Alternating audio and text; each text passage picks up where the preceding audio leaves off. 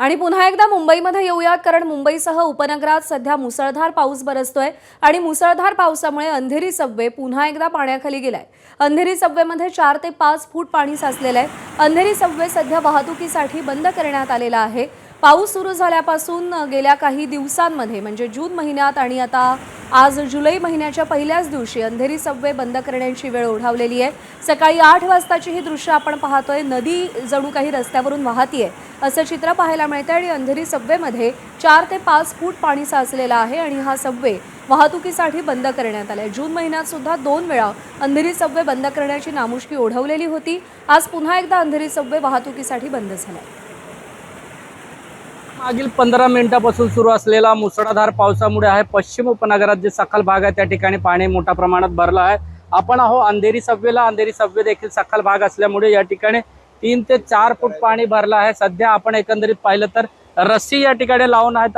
वाहतूक पोलिसांकडून अंधेरी सबवे आहे जे तो बंद करण्यात आला आहे। खरं तर पश्चिम उपनगरात मागील 15 मिनिटांमध्ये झालेला जोरदार पावसामुळे आहेत पश्चिम उपनगरात जे सखल भाग आहे त्या ठिकाणी सर्व ठिकाणी जलमय झालं आहे।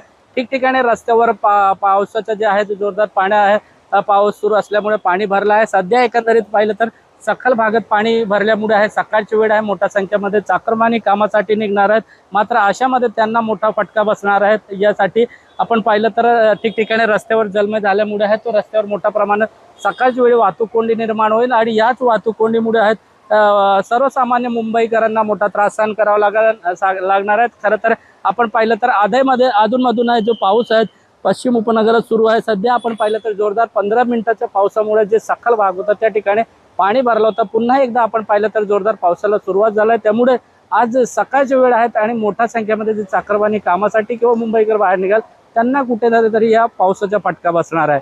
कॅमेरामन मोहन सत्यम सिंह, एबीपी माझा, मुंबई। एबीपी माझा, उघडा डोळे बघा नीट।